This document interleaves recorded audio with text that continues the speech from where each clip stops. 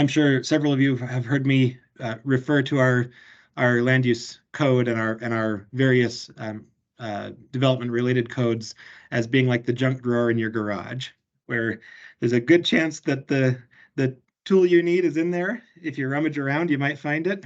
It could be rusty, it could be dull. And what we're doing through this process is taking everything from that junk drawer, and we are arranging it into the toolbox that we need to build housing in our community. And I think I just want to underscore that this is really a once in a generation opportunity to make a real significant revision to how we do things. So I'm excited about it. You all were invited because you all have a particular expertise. Again, whether it's as a code practitioner, as a business owner, as an advocate, as someone serving a particular constituency, and each of those voices matter, and each of them are really key to this conversation. So we'll rely on you and your feedback throughout the process, and we're really going to rely on you to ground truth the work that we're doing and that our team is doing, and to let us know, hey, that doesn't work, or that's great, or this, let's modify this thing. And this, I guess, this group is broad-based in part because the work that we're doing, we're endeavoring to be thoughtful and to be to really put equity at the forefront in a way that we never have. That balance takes time. It takes work. It takes effort to get it right, and to protect against unintended consequences. We also recognize that there's urgency. We recognize that we need to be doing things right now. We recognize that the community has expectations of changes changes in the code, changes in process will happen in an expedient way. So we're going to balance those, and we're going to continue to balance our goals around equity, around climate, around housing, around process and predictability, and we'll work hard to make sure that we're striking the right balance. So this is a place to have hard conversations. It's a place to really talk about how we balance our values and how we respect and care for our community moving forward. So again, I'm grateful for your time. I'm grateful for your expertise, and I look forward to working with you all. Great, thanks. Thank you so much, Mayor Hess, and thanks to everybody for being here today.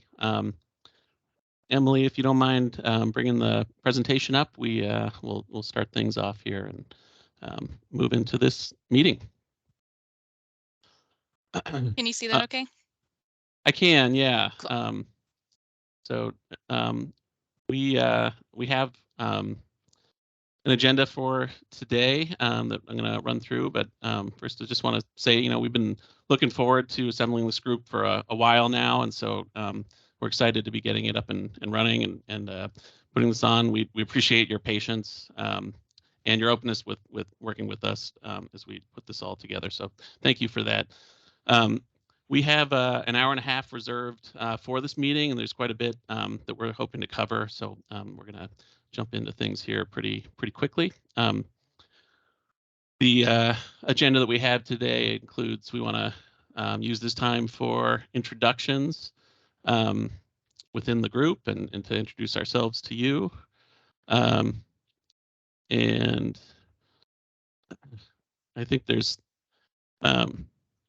so that is something we're gonna start out with, and then we want to talk about the purpose of this group and the role of this group in the project, and then talk about the project itself. Make sure that we have kind of an understanding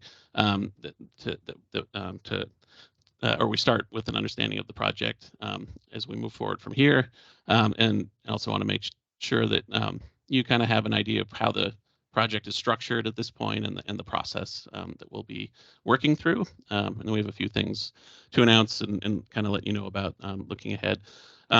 Before we get going with these, I do want to go through a few housekeeping items just for this group to know. So first off, just to clarify for this group that there is, there is public nature of this meeting, where we do want to provide transparency around what this group is and what we're doing and talking about. It's not a formal decision-making body. It's an advisory in nature, and so it's not required to be a public meeting, but we want to set it up at least as best we can to be open and transparent, and for members of the community that are interested in what we're talking about and what we're doing. So just to kind of clarify how that works is that these meetings will be recorded, and this meeting is virtual, and then we'll talk about at the end of this whether we can move to more of a hybrid setting. But generally, they'll be able to be recorded and then made available after the meeting on the city website or the project website. They're also available to join in on virtually, and so if there's a preference to be in the meeting itself, but it will be in a kind of observation only capacity. And then and so just wanted to make that clear to this group and explain how that's set up. I also wanted to take a quick second. There may be some of you who are less familiar with Teams. Some of you are probably more familiar. Some of you are probably less familiar. But there are a few things that I just wanted to make sure are there for you. So mainly those are at the top of the screen. There are some buttons up there, including a chat button, and so that's the button that you can press, and it'll open up a way to submit chat comments through the chat, and we can use that to track questions and track information and submit things. There's also a hand icon at the top there. That's the way to raise your hand. So if you have a comment or a question, you can press that, and we'll know that you are have something to say. And then finally, there's the mute button, which is the mic button. And as Aaron said in the chat, you can always reach out to us for more assistance on that. And then finally, I just want to make put it out there for this group that there are some of us who are more comfortable speaking or talking or interacting in the moment or in person, and there are some of us who prefer to mull things over and follow up after the fact, or don't necessarily want to speak in a group. And so there are multiple ways for us to interact and follow up on these conversations, including participating in this meeting. But we're also on the project team side available to all of you to follow up on anything that you may have that you want to follow up on. So we can go to the next slide here, Emily, and we're going to move from here into introductions. And mainly we want to provide this time to go around and hear who all of you are. For myself, I know who some of you are, and I don't know some of you as well, and I think that's probably the case for a lot of us here. So we want to make sure we take the opportunity to get to know one another, and then for the project team to introduce ourselves to you as well. And so with that, we're going to take down the presentation here in a second, but mainly we're especially hoping for you to provide your, in the city we typically introduce ourselves with our names, pronouns, and then our title or association. But and you can do what you're comfortable with. But if you could let us know who you are, and then why does being involved with this project matter to you, and just a kind of a brief summary for this group of why you're here and what you're looking forward to. So Emily, if you could take the presentation down, that would be great. And I will just go through the list here and start to call on folks just to kind of expedite the process. So first on my list is Adam Hertz.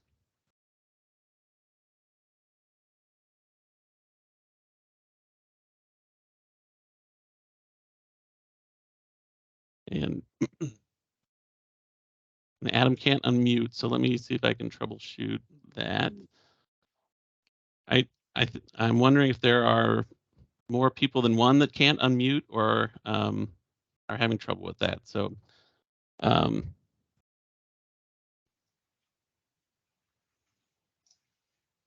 Then if you want Works to move for on, me. we can try to troubleshoot. okay. Megan, also, if you could put in the chat if you're having trouble turning on your video and your camera, that would be great. And I'll start with those of us that we can see. One downside of kind of the way that we've set up this meeting is that I am also your admin for the meeting, and this is kind of a new thing for me. So bear with us as we go for this meeting, and we'll only get better. It looks like Adam, you're able to unmute now. Yes, I'm good now. Thank you. Awesome, thank you.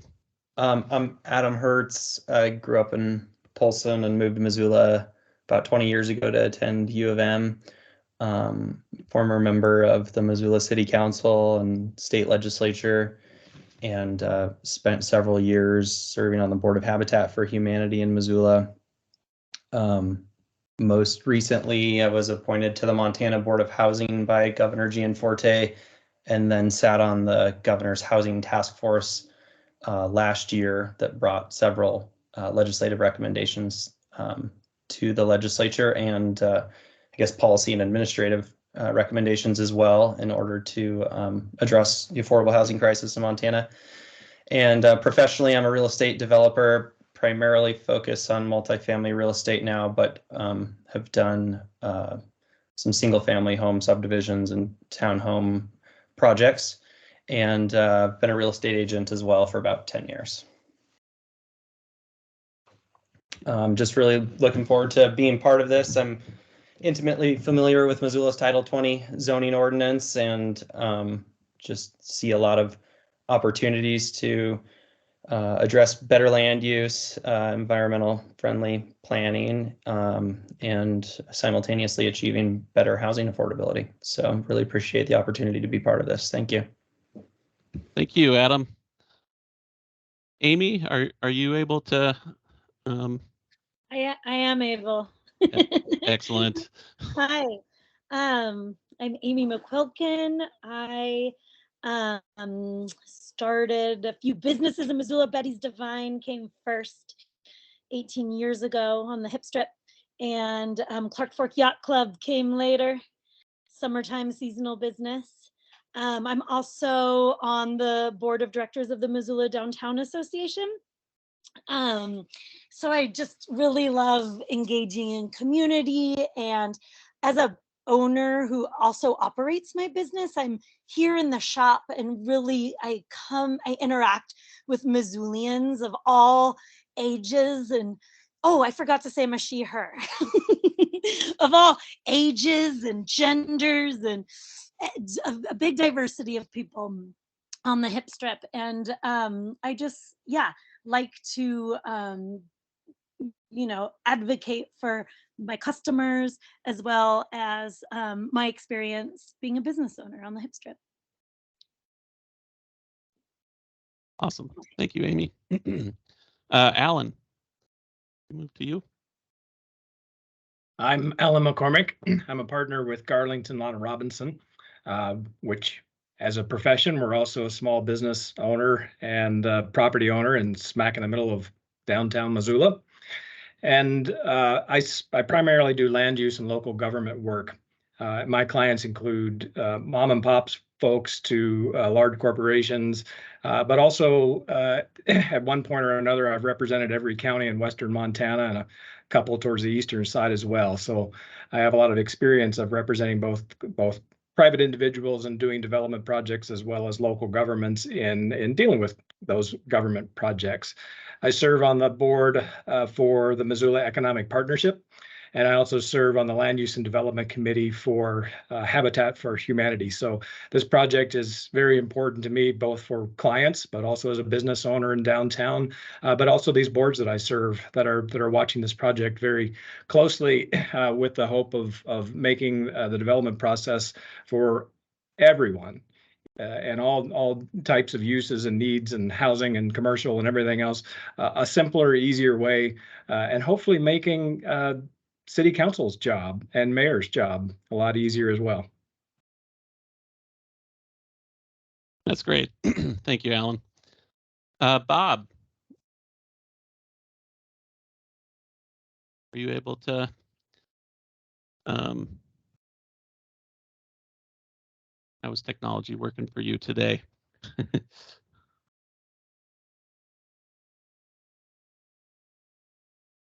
Okay, Bob, we're going to come back to you. Okay, we're not hearing anything right now. Can we move on to Brian?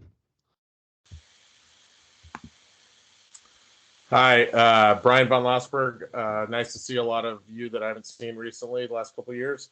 Was on city council for 2 terms, ending at the end of 2021, served as council president for the last 4 years of that. Doing some renewable energy consulting here in the city, working with the city, the county, city of Bozeman. My family, we have a 5th grade daughter. Oh, he, him pronouns.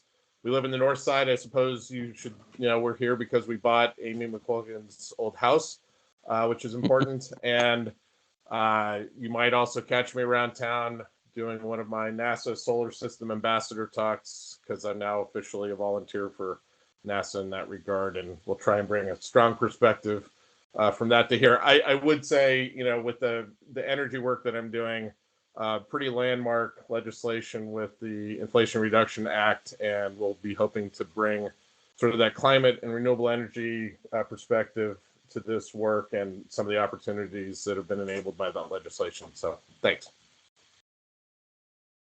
Thank you. Bob, can we circle back, or is your mic working now? I think it looks like we promoted you. I'm sorry. We will circle back again. I promise. I'm tracking who we're missing here. Let's move on to Chris Chitty.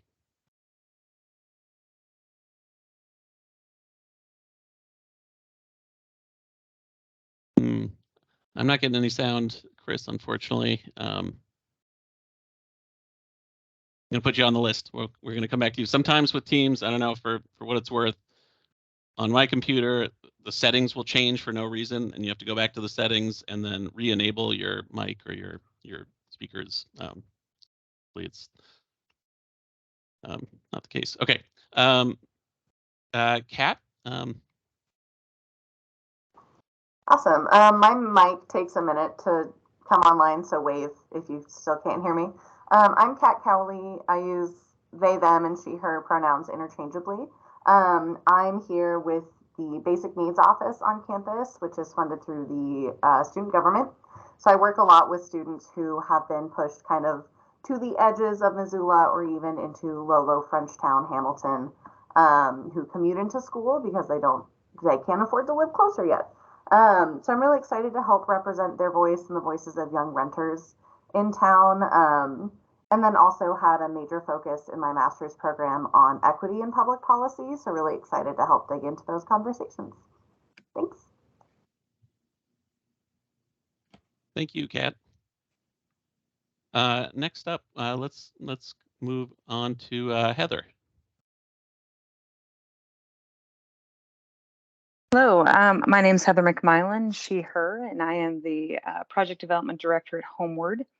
I am a licensed architect as well. That's my background, practiced prior to working at Homeward and been there about 20 years working on housing issues. I did sit on the zoning rewrite process that took 3 years, and we weren't allowed to talk about accessory dwelling units during that time. It was too touchy for the community, so I'm very excited that we are revisiting code and all kinds of housing options. So I'm looking forward to serving on this committee, and also born and raised in Belgrade, Montana, lifelong Montanan. Thanks. Awesome. Thanks, Heather. Justin. Hi, Justin Metcalf, and he, him. I moved to Missoula in 1994 and started an affordable housing development company with a business partner that we spanned about 25 years. He retired recently and reformed, and more recently and pivoting towards workforce housing. And also pivoting towards doing more work closer to home. So we're working on a local project and trying to crack the code on developing more affordable single family to locals. Have a 6 and a 4-year-old and a vested interest in seeing Missoula grows in a way that that we can all appreciate and can all afford to live here and enjoy. And I appreciate being a part of this process. Thank you. Thank you. We appreciate it too. Tung, is your mic able to work? I hope so. Can you hear me? You can. Yes. Awesome. Hi, everybody. Toon Pham. I grew up here in Missoula, and then after graduating Hellgate, ran away to see the world, and then moved back recently about 5 years ago. So I'm excited to kind of see how Missoula's grown. And then more recently, I'm here, I think, representing the Missoula County City Consolidated Planning Board. I had the privilege of serving on that for the last couple of years.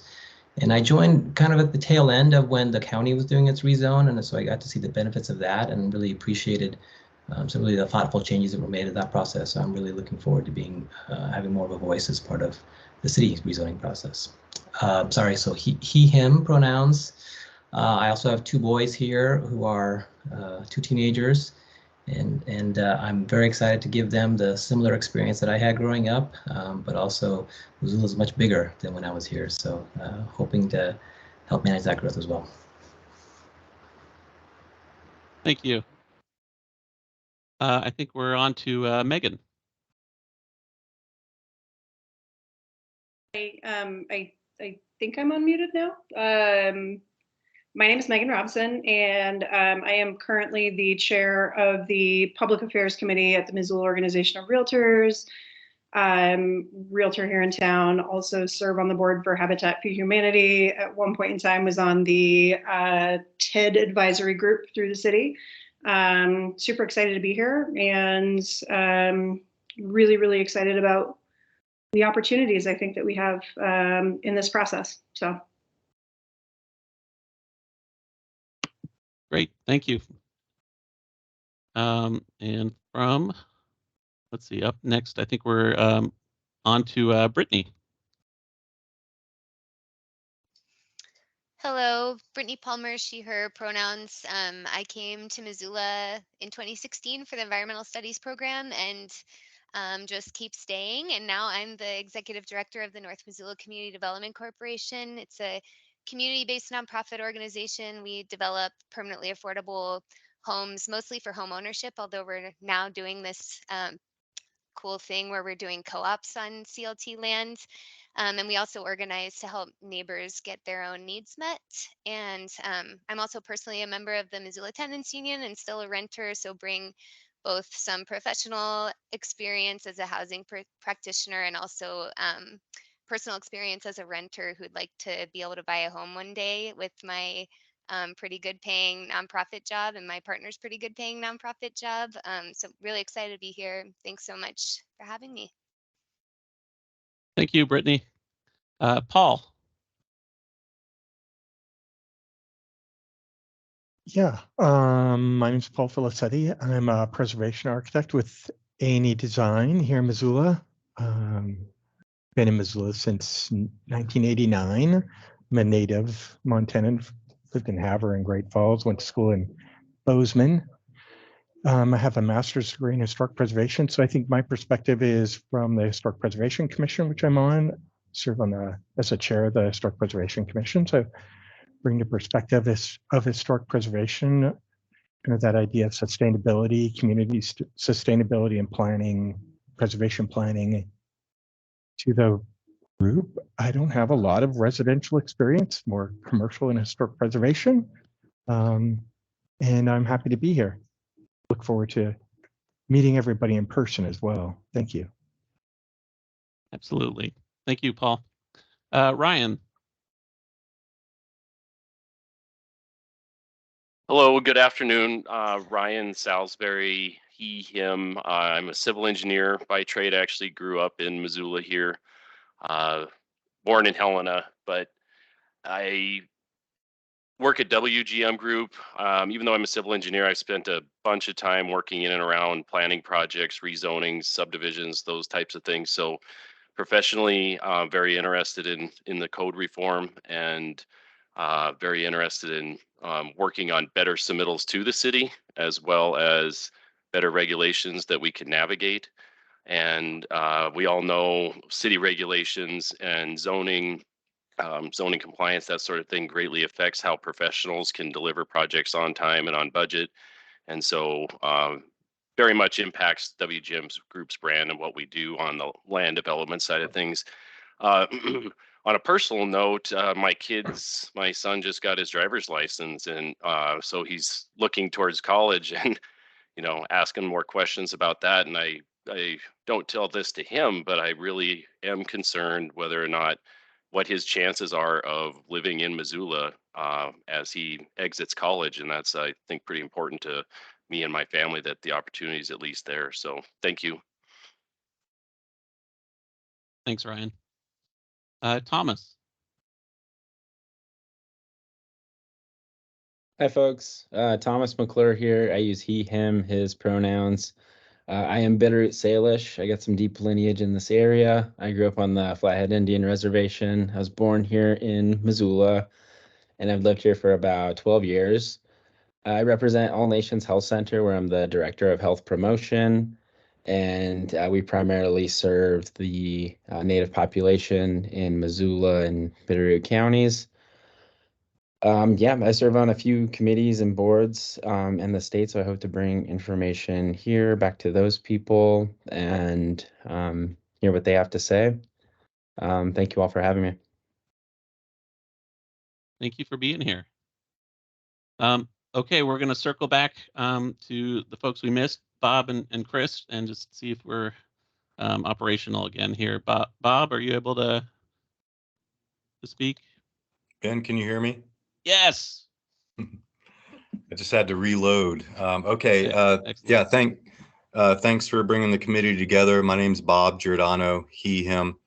I've been in Missoula since 1994 and came out west after growing up in Virginia. Was kind of blown away by the beauty and figured out that my business degree didn't fulfill me all the way. So went back to school here, resource conservation.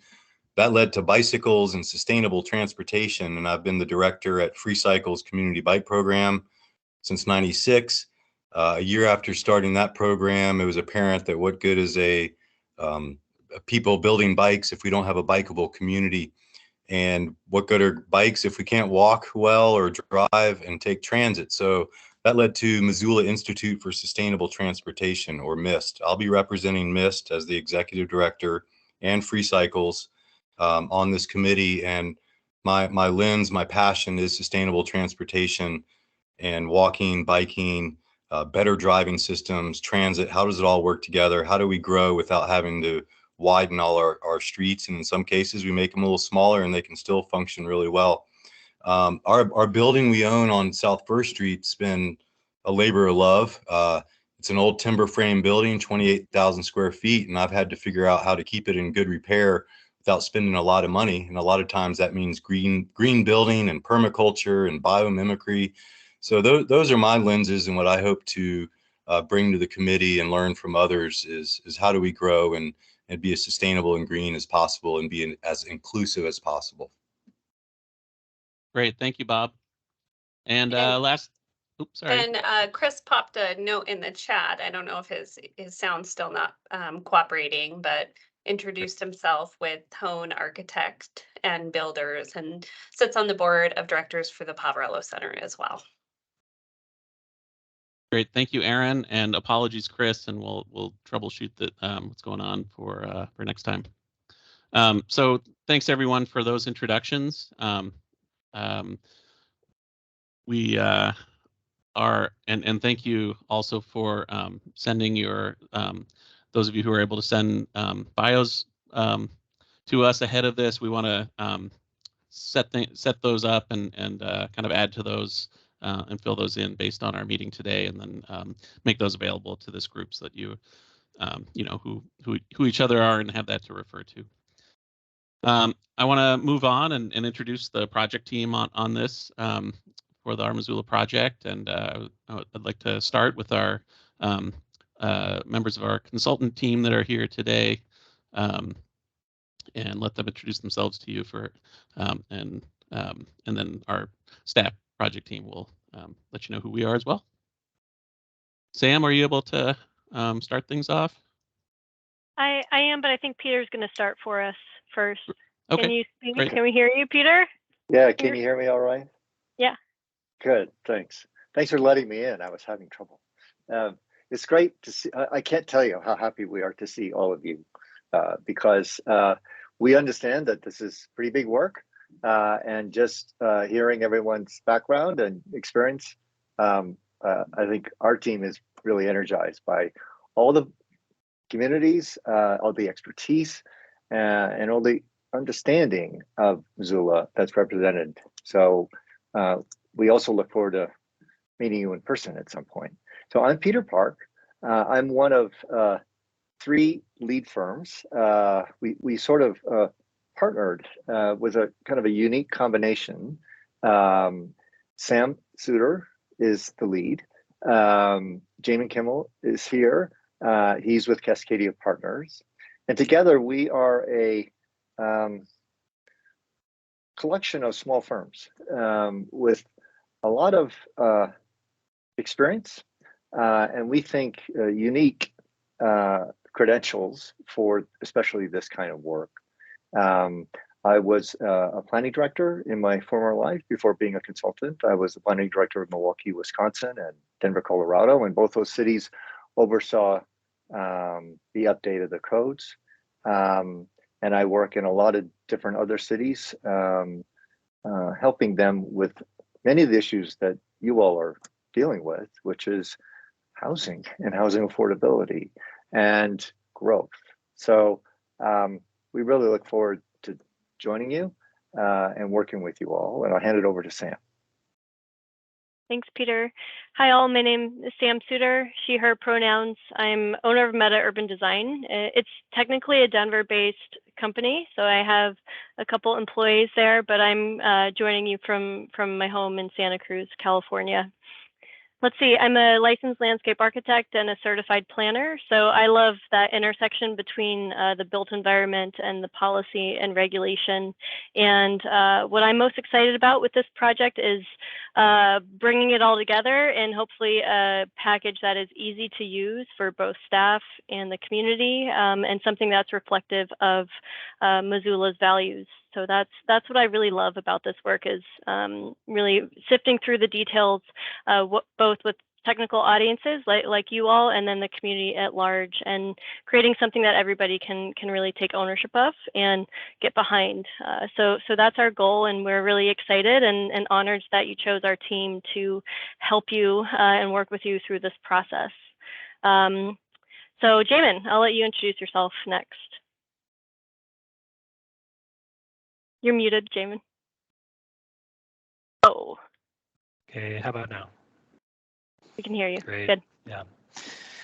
Yeah, hi, good afternoon, everyone. And also very excited to be here and get to know this whole committee. My name is Jamin Kimmel. I am a urban planner and a partner with Cascadia Partners. So we're a planning consulting firm out of Portland, Oregon. And my background is primarily as a land use planner, and in the last about 5 years or so, I have been almost exclusively focused on zoning code reform projects, basically very similar to what you are undertaking here in Missoula. But as you might imagine, many cities around the country are kind of grappling with the housing crisis, the crisis of housing underproduction and housing affordability. And with that, they're turning to their zoning and their development codes and looking for ways to remove barriers to housing development and to try to address the housing crisis. And so, yeah, that's primarily the focus of our role on the team. Cascadia Partners is kind of multidisciplinary in terms of planning. So we also, in addition to doing some of the analysis work related to housing affordability and equity, We'll be also doing some of helping out with some of the public engagement strategy, some of the ways that the city can make sure they're reaching out to a broad cross section of the community. Yeah, glad to be here. Thanks so much, Jamin, and thanks so much. Oh, Sam, were you? Yeah, we have Spider here too from our team, so I want to make sure she introduces herself. Okay. Hey, I'm Spider McKnight. I'm sort of the hybrid because I work for the consulting team, but I'm here in Missoula. I own Six Pony Hitch, and we do brand consulting, communications, and engagement. And as Jamin said, we're really excited, knowing that a huge part of this project is going to be reaching people all throughout the community so that that people understand what the project's about and that give their feedback, but also have buy-in so that once we all come up with a plan, hopefully everybody understands it and is on board. So super excited to be working with everybody here, and I'm learning a ton. So thanks. Great, thank you so much. And we wanted to make a point of introducing you to our project team on the city staff side as well.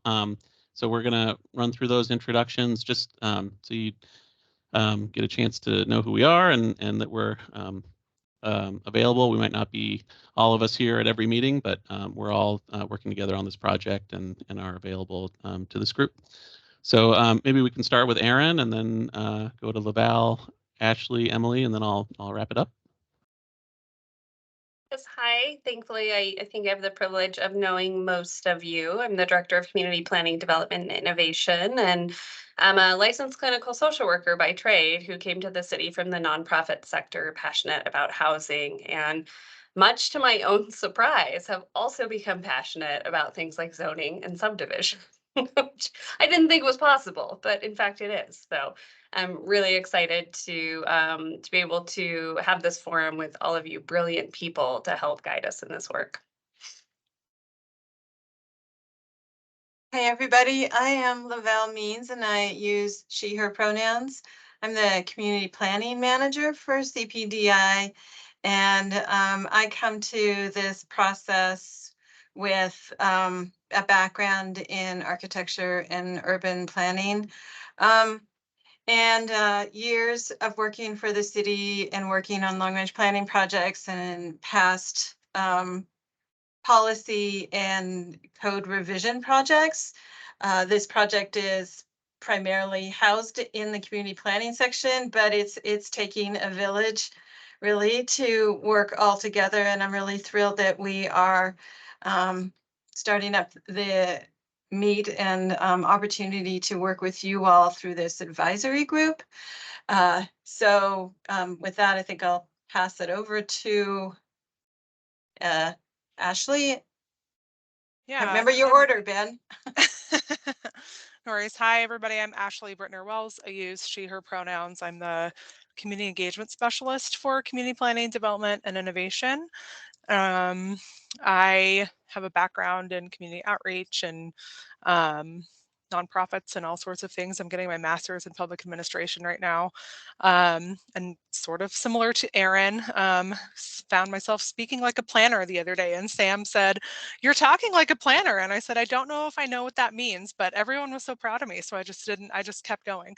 But I'm very excited to work with all of you on this process and make sure that everybody who we possibly can be involved in this process, and making sure there aren't any barriers to engagement, going where folks are, partnering with community groups, and really being accessible and available to the community to learn about this project, and then also take folks' feedback. So super excited to be a part of this, and I'll pass it over to Emily. Thanks, Ashley. I'm Emily Gluckin. I had the pleasure of emailing most of you when we were setting up this group, so it's exciting to put some faces to all the names. I am a senior planner on the long-range planning team that's within the community planning division. I am a certified planner, and I've also dabbled in the tourism field and the sustainable transportation field. So this project is a really exciting kind of fusion of a lot of my interests, and In addition to it mattering to me because it's my job, I really have enjoyed living in Missoula. I'm fairly relatively new here. I've lived here for going on 4 years, so but have come to love it and want to continue seeing it be a really great place for me to stay. So thank you all for being here. I'm excited. Thank you, Emily. And I'm last to go here, and I'm Ben Brewer, planning supervisor in the community planning division in the CPDI department, and the project manager on this project, co-project manager with Sam here. So we're and I would just say also to going back to what was said earlier, I think this group that's here today is kind of the tip of the spear, both on the consultant side and on the staff side, and there are a lot of people involved with this project and committed to seeing it happen and move forward. I use he/him pronouns, and I am just excited about this project. I've been in the planning department in Missoula for around 10 years now, and there's a lot of things that we've been talking about and that have kind of been looking at individually or kind of one step at a time. And this is really making a point of looking at things together and in a bold way. And I'm excited about what this could lead to. So Emily, if you could bring the presentation back up, that kind of concludes the introductions segment of the meeting. I know that took a while. That took a little bit longer than we were planning on, but I think part of the goal of this first meeting is to really make a point of meeting each other and hearing who we are and getting a chance to know one another. So we have some more to roll through, and we have built some time in for questions into that. So I'm going to push off time for questions until a little bit later, if that's all right with everyone. And just a note for kind of the presenters, staff on this, that if we can generally err towards being a little briefer moving forward, I think that would help us to get through everything we're trying to get through today. So from here, coming up next, we wanted to talk about this group and help kind of understand what this group is and what it's for. And we wanted to start with just a general kind of picture of what we see engagement looking like for this project, and so we can kind of understand how we fit into that. And so Ashley's going to talk through that for a bit.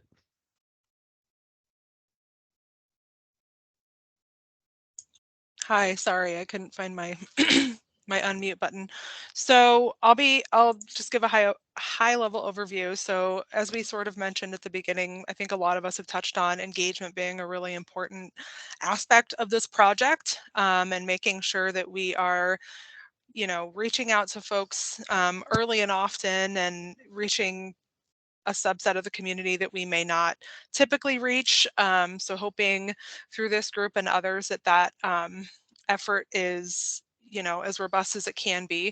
And we held a community kickoff for the project back in December and partnered on that phase of our engagement. We'll go over the phases of the project here in a moment, but and the current phase, so the first two phases with Common Good Missoula, which are a broad-based community organizing group here in town, composed of nonprofits and churches and labor unions and other organizations, to really try to reach folks that we don't typically reach. And through that process, and then just our typical, city-led events, and others really trying to cast a wide net, going to where folks are, providing childcare at events when we can, really looking to break down barriers to accessibility for the events that we hold, so that as many folks as want to are able to participate. And so that is just an ever-evolving effort, and I look forward to continuing that in the future. But this is my contact information here on this slide. If anybody has any ideas or suggestions or needs to share it with anybody in the community, I am a resource to anyone who would like to talk about this, to have their voice heard in this process. And I will pass it back to Ben. Thanks, Ashley. That was great. And I think we want to position this and kind of help to locate this group within this, what we hope is some really broad engagement around this project. And so within that, we want to talk about kind of what we see as the role of this group, and let you know kind of some things about how it was formed and why, and then and have a chance to answer any questions you might have about what you're doing here. So just to kind of set things up a little bit, this group was identified by the city. I think that might be a question that some of you have, and that's been handled differently for different projects in the past. But this was a process where we took it on from as a starting point to identify and assemble a list and a roster of people and perspectives to bring to this group. And so we really look for a range and diversity in people, perspectives, values, and experience. We don't expect this group to all agree. We hope you don't in some ways. And I think that as much as seeing where there is room for finding consensus, I think this is we hope this plays a kind of a focus group role for us to help us work through these complicated issues that we are endeavoring to do with this project. So in general, to kind of walk through what we see this group being, if you can just keep it there, Emily, thanks. What this group's being used for is really to, we want to use it as a touchstone for local values, and really here, use it as a gut check for the things that we're working on and working through. We see you as the liaison, to your respective organizations and associations and professional connections, and we hope to use that and ask you to help us to make those connections. And we really see this as an early sounding board that we can use in a way that helps us to understand what we're doing and hear and talk through the things we're considering before anything is fully baked or too baked, or anything is set on a direction that is too committed. And then finally, we really hope to ask to work with you as a outreach and engagement partner on this project, and to help us get the word out, and to help steer and navigate the process for this project forward in a way that's successful. And then, just to let you know the considerations that we did consider in putting this group together. We wanted to create a functional group size, a functional group with a group size that is workable. We looked for members that had demonstrated experience within a specific area of focus, or and some of those are listed here. We took note of participation in previous planning efforts, whether they were master planning processes or working groups and boards and that kind of thing. And we looked for as much efficiency as we could. So if there were areas that or areas of expertise or experience or perspective that checked multiple boxes, of what we were hoping to bring to this, that was really helpful. And then we tried to find a balance between individuals who have really participated in these types of processes before, but also making an opening things up to new faces or people that might not have had the ability to do that in the past. So these perspectives that are listed here are kind of the general perspectives that we look to provide for in this group. And then within each of these, there are some variety of of additional considerations. So, within housing, we're looking for affordable housing experts, renters or experience with renting, property management. Within the culture and history perspective, we're looking for historic preservation experience and indigenous culture. In the development perspective, this is a project that has implications with that quite a bit. So we look for quite a few examples of that, or kind of subtypes within that bucket. Within the economy and jobs perspective, we are looking for help with finance, banks and banking and financing, as well as business leader groups. Within health and safety and wellness, experience with public health and our health and service organizations in the community. With regard to justice and equity, we wanted to find representation of social justice organizations in the community, along with indigenous organizations or agencies. With regard to transportation, we were looking for experience on accessibility and ADA, along with mobility. With regard to government, we look for a range of government representation or experience, whether at the local, state, or federal level. And then finally, with regard to community, we look for resident voice, neighborhood voice, and then involvement with our community organizations.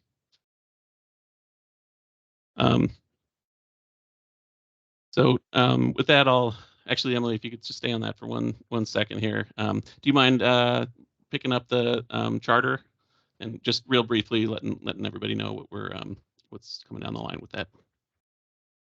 Yes.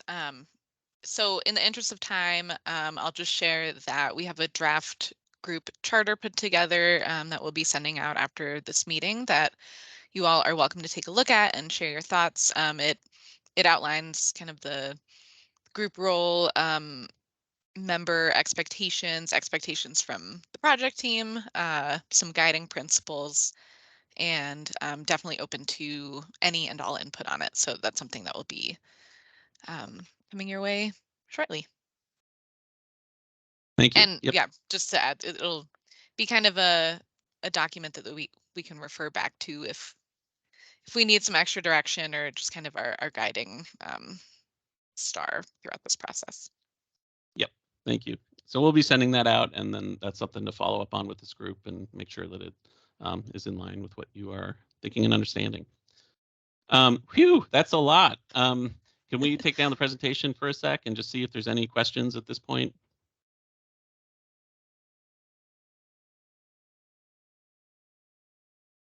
All right.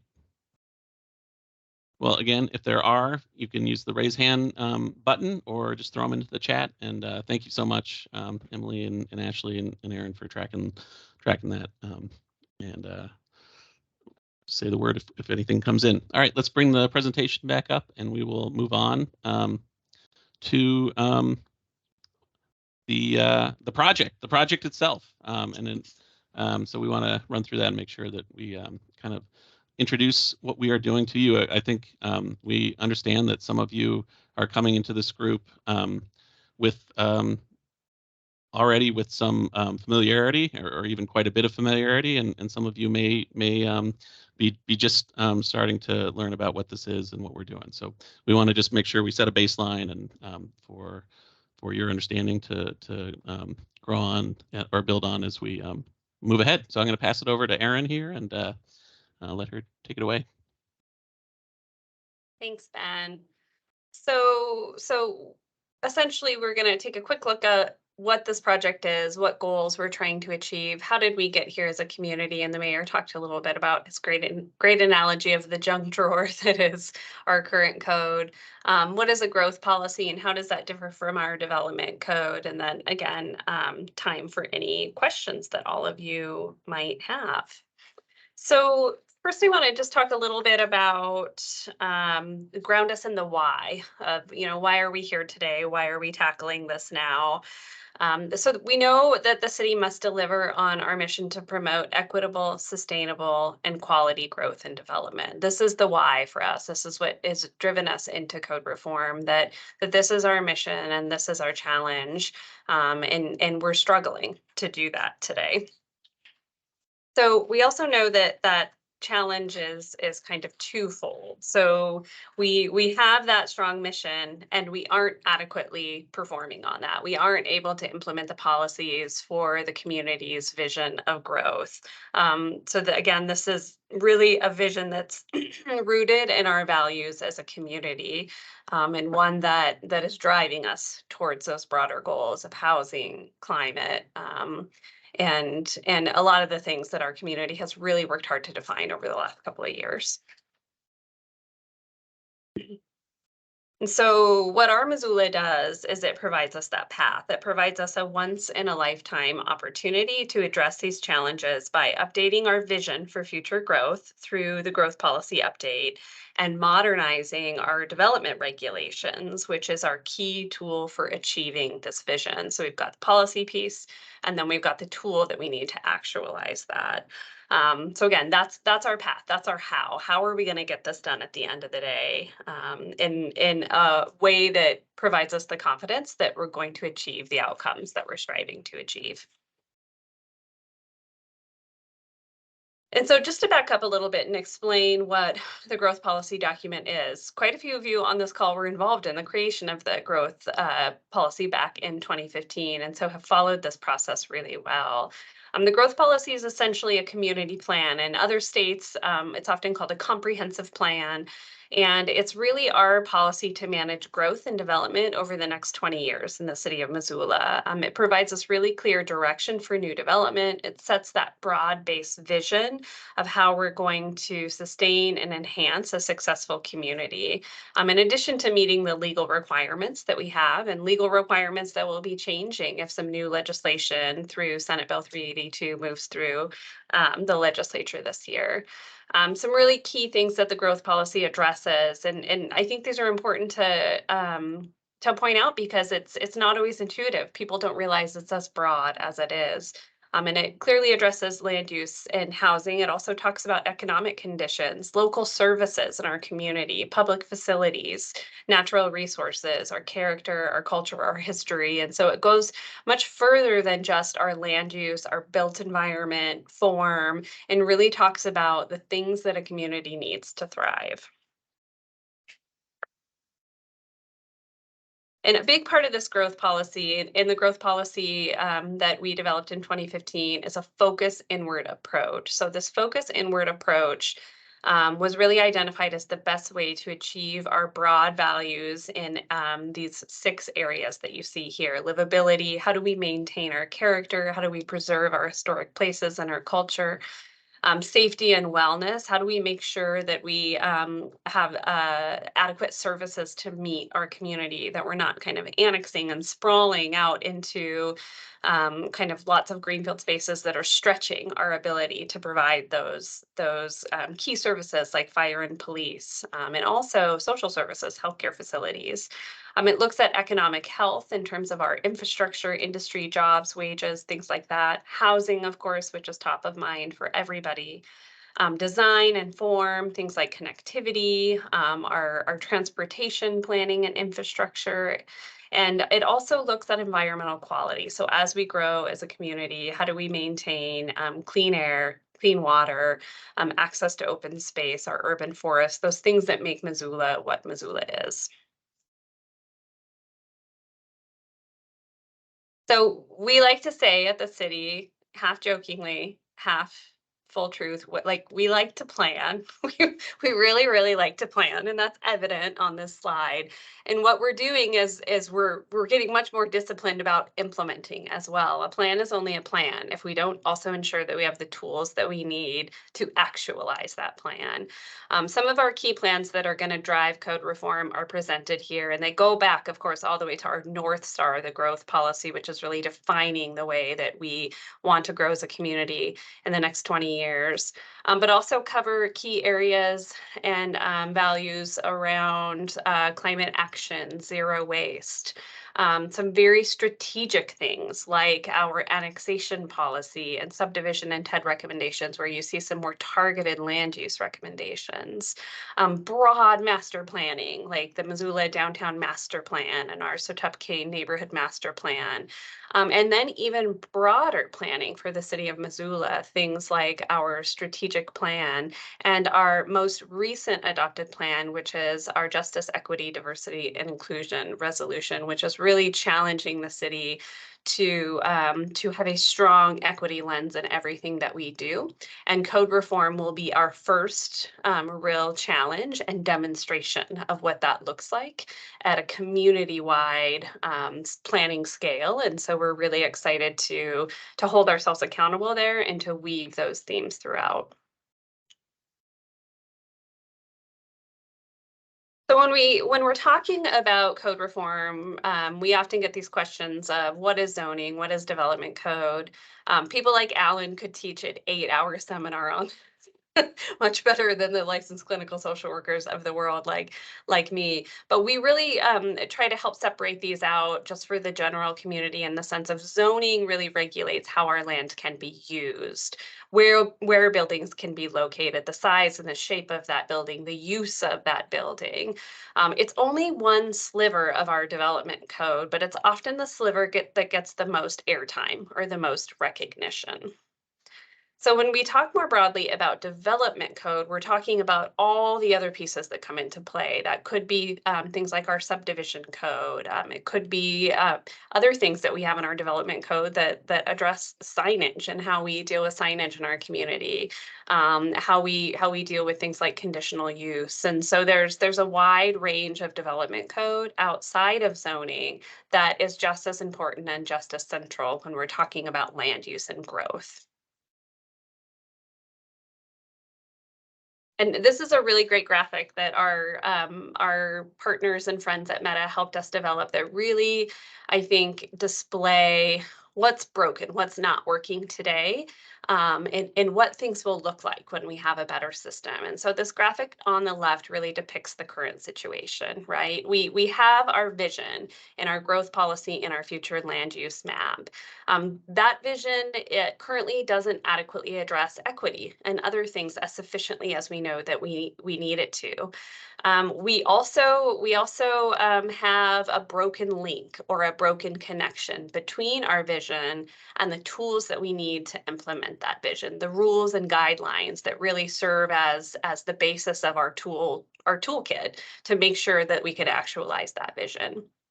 And those rules and guidelines are zoning and development code. And there's some really faint lines there, but you can kind of see all of these bubbles on the outside. It includes our Title 20 zoning code, subdivision regulations, form-based code, Title 12, which is our street sidewalk infrastructure code, design excellence, our Parks and Rec manual. These are all separate.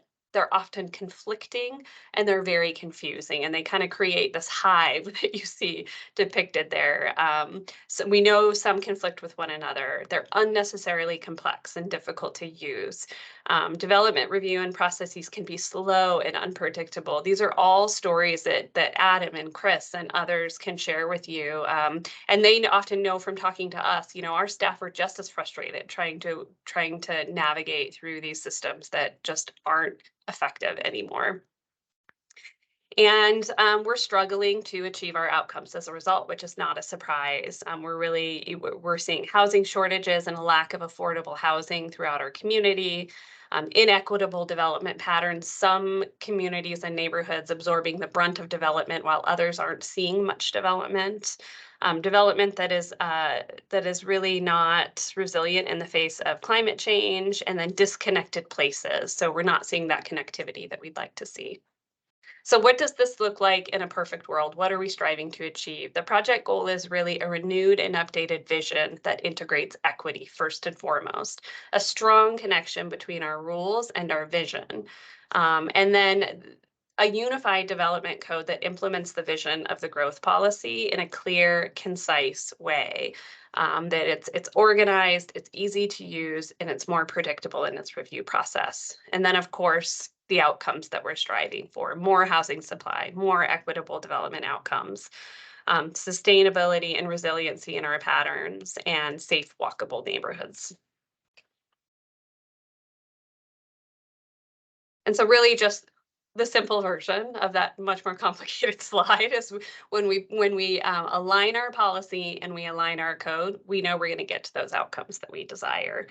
And just to put an even finer point on those outcomes, we're really looking at equity, connectivity, climate, and housing as being those central lenses that the city is placing on this project to make sure at the end of the day, if we haven't achieved our goals in that area, that we're really not going to have achieved success here.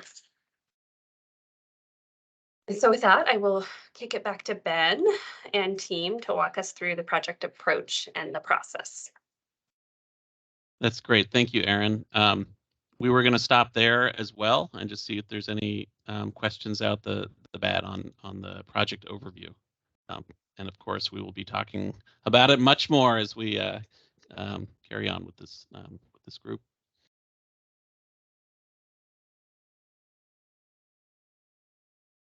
All right, great. Well, we will move on, and the other kind of piece of this to try to understand and put this all together is to talk through our approach to the project and the process for doing it. And if you can head to the next slide there, Emily. I'm going to pass it to Emily here to walk you through the project phases that we've lined out for this, that we see for how this can all work and be successful. Thanks, Ben. So as a setup for generally how the project is laid out, we have 6 total project phases identified, and each project phase has a specific goal and outcome, specific associated deliverables that come with each phase, and a public engagement process that is specific to each phase. So I'll walk you through briefly what's the plan for each of these phases. So the first phase of the project already occurred. It was dedicated to kicking off the project with the community and really just launching this project generally. This stage took place roughly from last fall through the end of 2022 and focused on building awareness and informing the community, that this project is happening, and then what it will entail and why it is happening. The main highlight of this phase was the community kickoff event that took place at the fairgrounds on December 13th. So we're currently in phase 2 right now, and the primary focus of this phase is defining the problem by identifying how our codes and policies fall short in addressing the equity and community needs of Missoula. This phase is kind of a diagnostic phase that is really about building a foundation of research and analyses and information about our community's existing conditions that we can build off of in the future phases. So phase 3, following this phase, will explore scenarios for the future by working alongside the community to envision what change and progress could look like for Missoula. This phase, like I said, will build off a lot of what was learned in phase 2. And this is also where we'll begin discussing a code audit report that may bring to light some changes that could happen in the near future rather than the conclusion of the project. It's also during this phase that we'll get into some more discussions about what potential growth patterns could look like and starting to talk about weighing the trade-offs of what these potential changes could look like. So phase 4 is dedicated to the update of the growth policy and the future land use map. with the goal of affirming our community's vision and solidifying it into a policy. And again, this phase will be very much informed by everything that's learned in the previous phases. Phase 5 is where we will reform the development code, and this will be done by crafting specific changes that will really make a path for implementing the community vision that's laid out in the growth policy, and kind of make these concrete in regulations. This phase is also where it's where the Unified Development Code will begin to take shape. And we'll also look at ways during this phase to streamline development review processes. And then last but not least, phase 6 will include the public review and hopefully the adoption by City Council of a new and improved development code, and that will really signify the end of the project. So I'll pass it back over to you, Ben. Great. Thank you, Emily. And before we move on to the looking ahead, I'm going to put the website for this project in the chat, and just want to make sure that you have access to that and know that it's there, and you know, we'll be using this as a primary resource, you know, for the project and for the community at large, but especially for this group, this will be something to be aware of, and know that it's here. We'll be posting upcoming engagement events and materials, resources, and whatnot that relate to the project on here as things progress. And I'll leave it at that. And again, this is another time that we can pause and just hear if there's any questions at this point, and then from here we're just gonna get into a little bit of the kind of nuts and bolts of looking ahead towards our next meeting, and when we'll schedule that, and a few things to be aware of. I have a quick question. Just if you know yet how long phase 2 will be, and when we'll shift to phase 3. Yeah, that's a great question, Brittany. Emily, do you mind rolling back to the slide before this? Sure. So we are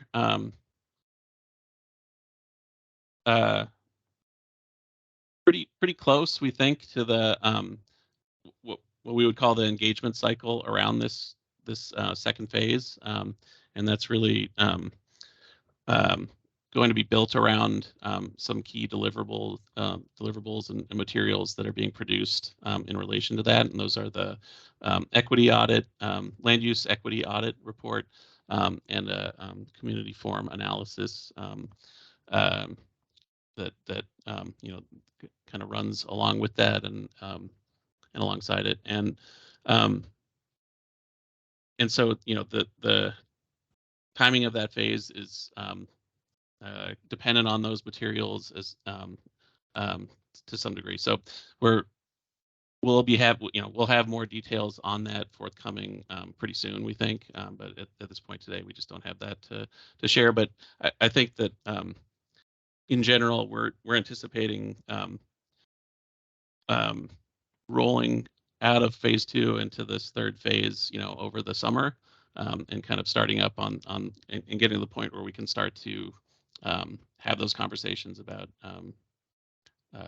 future scenarios and trade-offs and whatnot, starting to build on that then. And I don't know, Sam, if you want to jump in on that either.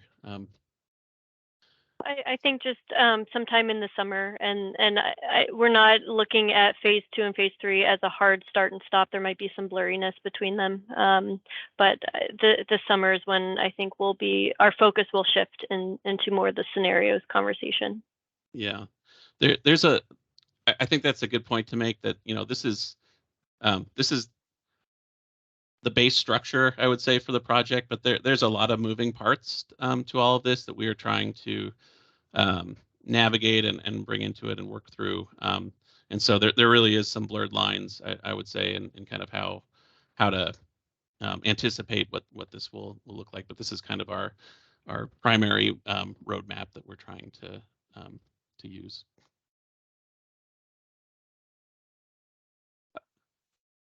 One other thing just to point out, along with that, is that along with getting this group put together and up and running, we're also at this point in the project going to be bringing the planning board into this more actively, and our first visit to them is scheduled for next week, and we'll be giving kind of a similar update and chance to talk with them about their role in the project as well.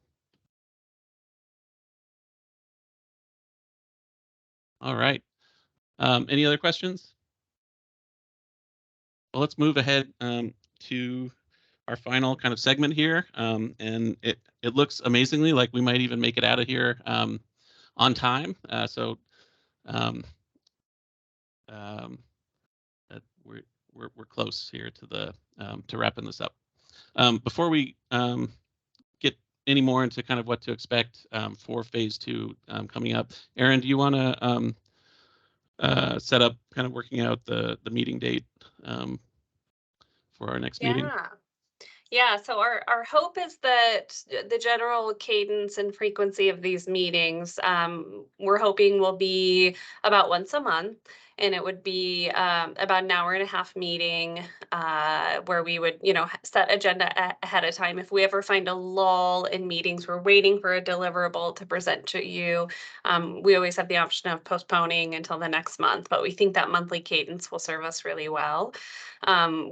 We would like to front load that a little bit with a sooner meeting, and we're hoping that for the majority of the group, the next date of May 12th from 12 to 1:30 possibly, or we could look at maybe another time later that afternoon, but that time would work for the bulk of us to get back in front of you and really start to look and talk about our equity and land use and our community form analysis reports. And then we would look at about a 4 to 5 week cycle after that. So wanted to, just as Ben moves forward and talks a little bit about the deliverables and the engagement events, if you guys could pop in the chat that yes, maybe that meeting date is a hard no, and we can kind of see what works for the bulk of the group. We understand not everyone will be able to attend every meeting. We have a lot of very busy, important people on the call, which is why part of the reason why recording these meetings works out well for the public and for us, because you can get up to speed. But if the bulk of us can't attend that May 12th date, we'll look for an alternative, and then we'll try to get on a monthly schedule from here on out. And another piece too that I wanted to quickly throw in is we will always have a virtual option for the meeting. We would like to explore an in-person option as well. Some of the work that we're going to be doing is going to be difficult. We're going to get into some values-based conversation, and sitting in a room together, I think, can help us work through that. But we also know life is busy, and for a variety of reasons, folks might need to meet virtually. And so we will have a physical location for our next meeting. But if that's also something that you know at this point, because of childcare or, other stuff that I'm always going to have to join virtually, you can let us know as well. That might impact our planning in terms of how large of a room we need or things like that. So those are some other details. If you could pop them in the chat, that would be helpful for planning purposes. Thanks. Great. Thanks, Aaron. And so, I kind of alluded to or named a few of the things to look forward to, and, that are coming up pretty soon here in this next phase. But Emily was going to just give you all kind of a rundown and heads up of some things to be expecting over the next month or so. Yeah, thanks, Ben. So as Ben mentioned a few minutes ago, there are 2 main deliverables associated with the current phase that we're in, that are kind of our guiding technical documents for this stage. So the first is the equity and land use audit. And this is a report that looks at how inequities of the past affect Missoula today. And it explores kind of a variety of data like zoning implications, affordability, access to opportunity, displacement, and gentrification. And so that report is kind of in the final stages, or in the being finalized, kind of the final stage of review right now. And we don't have a firm date that we'll be releasing that final version, but we will keep you all up to date for when that's ready to be read. This report is really exciting. It's kind of the first example of using the equity lens that is, or the JEDI lens that's proposed in the resolution, to look at how land use impacts equity today, both through direct ways and indirect ways, and just become aware of how we can change it throughout this process. So the second document to be aware of that's coming down the pipeline is the community form analysis. And this is essentially an urban design analysis of the existing built environment in Missoula that will provide us with a way of talking about the different places and elements that make up our city, kind of like a new vocabulary to reference. So these two documents will be the basis for the various public engagement activities that we're planning for this phase, which we will also have more specific information about in the very near future that we will share. But generally, the types of activities that we are planning include a mix of in-person presentations and workshop type events, as well as walking focus groups. And that'll really kind of focus on the elements that are brought up in the community form analysis. And more generally, we're setting up different tabling and what we're calling office hour opportunities at various events and various locations throughout the city, and kind of spread out across the city so that we can meet people where they're at and have kind of some more passive conversations with people about these materials and this project. So hopefully more specific info to come very soon. Awesome. Thanks, Emily. Aaron, have you worked your magic enough to know if we're on board for May 12th, or is this something to follow up on here? Yeah, I'm still waiting to hear back from a few folks, but it looks like we only have 3 hard no's. And so if the rest of the folks who haven't responded could pop that in the chat and just let us know if that works for you. It looks like it works for the bulk of the group. So I think we can stick with that date for now unless we hear otherwise. Okay. Well, great. Well, we have some things to follow up with you all on to provide you some materials and calendar invites for the next meeting. Thank you for your time today. Thank you for participating in this group, and we're really looking forward to our future meetings and future work with you on this. If there's, are there any final questions before we go?